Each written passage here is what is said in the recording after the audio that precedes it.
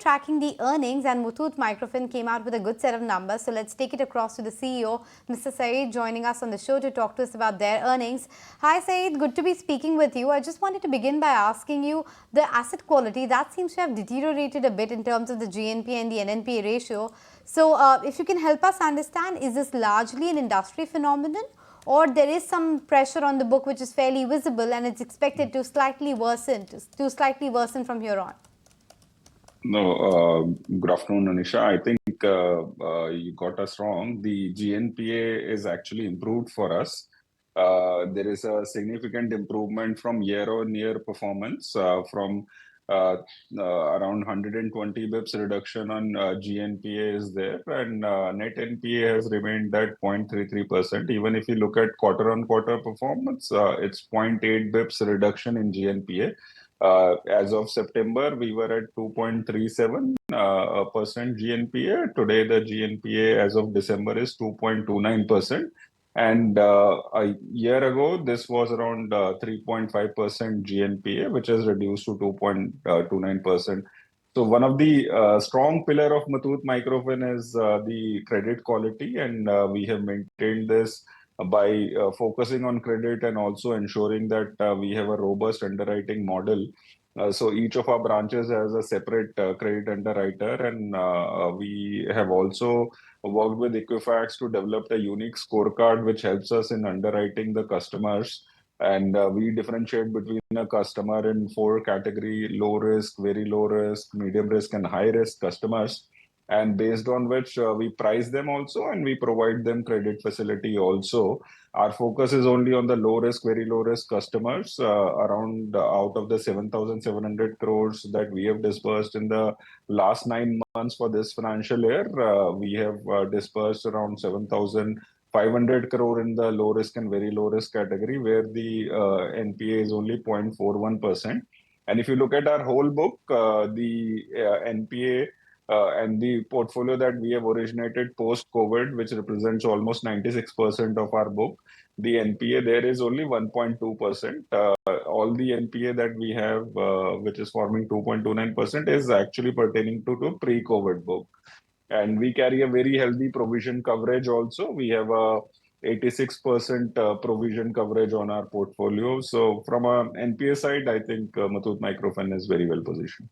Mr. Sayeed, I take your point. I think I just read it a bit in a reverse form, but you're right. It's 2.29 versus 2.37 on a sequential basis. I read it the other way around. So that's about the asset quality, but I also wanted to take from you regarding the credit costs and, of course, the NIMs in that context, because it's not a surprise or a secret in the system right now that the credit costs are elevated.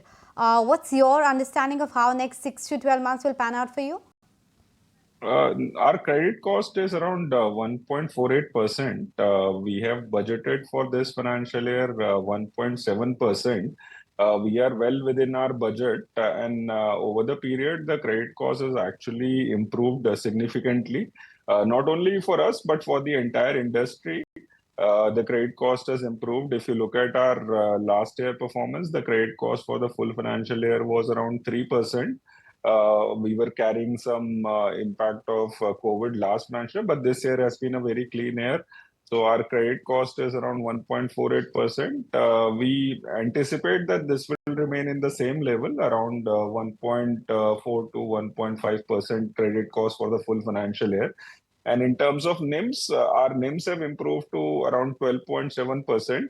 And that is because the older portfolio, which was originated at a lower interest rates, is maturing out, and the newer portfolio, which is originated post the deregulation of the interest rates, is now becoming a major part of the book.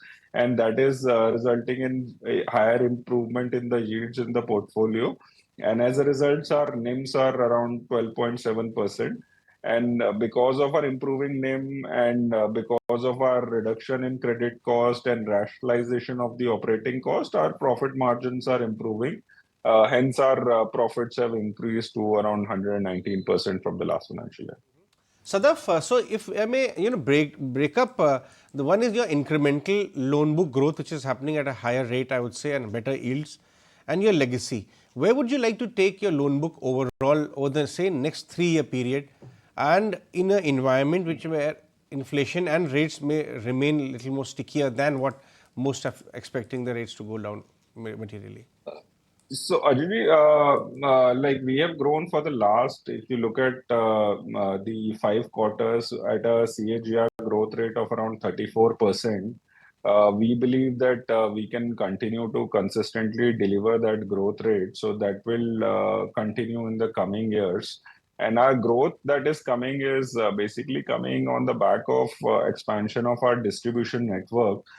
So we have reached around 1,424 branches now. We have added around 250 branches this financial year.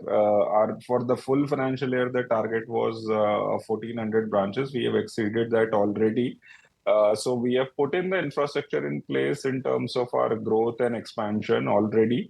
And the last quarter is the most productive quarter. We will continue to build on the infrastructure that we have put in place. The other important thing is that our growth is coming from customer acquisition, the more and more new customer acquisition. So our customer base has reached around 3.3 million customers.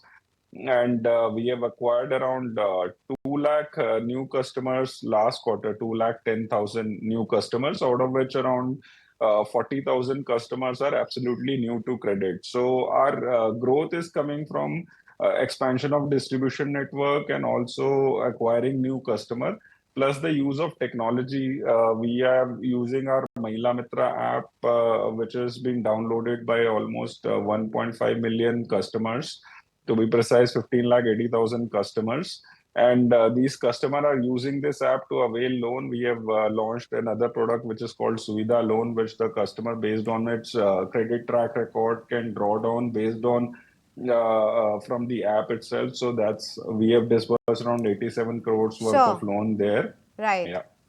No, I'm sorry, Mr. Sayeed, a little short on time today, so we'll have to cut the conversation a bit short. Thanks so much for making time and speaking with us. Appreciate you joining us on the show. But time now to